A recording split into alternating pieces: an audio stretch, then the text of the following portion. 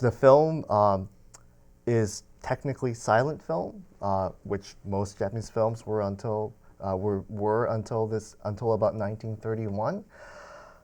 But in fact, film historians of Japan would always remind you that even in 1920s, Japanese silent films were never silent. They were usually accompanied by a band and also by this figure called silent film narrator, who would stand in front of the film audience, talk through the entire story of the film, sometimes make up dialogues of the characters who are being shown in the film.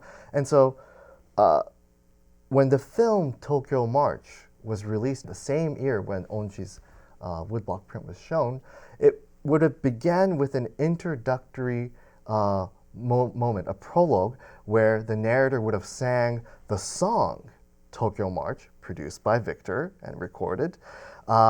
Maybe they would have actually, later on, they would actually simply use the phonograph recording to play at the very beginning of the film in front of the audience.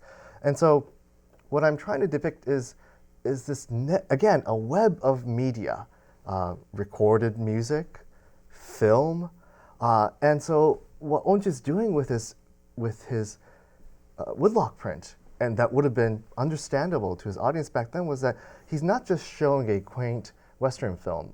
I would suspect that the woman could very well be a Japanese woman, in fact, because Japanese film industry was very big by this time. But whoever it is, he's depicting a scene that is full of sound, full of image, and that connects these increasingly dense web of media that an increasing number of Japanese are consuming. And that's what my book is about. You know, just for reference for anyone who wants to really explore these matters, you mentioned the filmmaker Mizoguchi.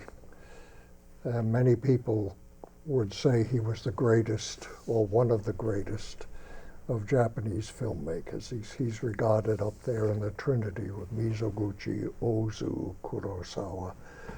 And be well worth your while if you want to explore outside the books to just go back and look at those old films. Most of them can be found with English subtitles now.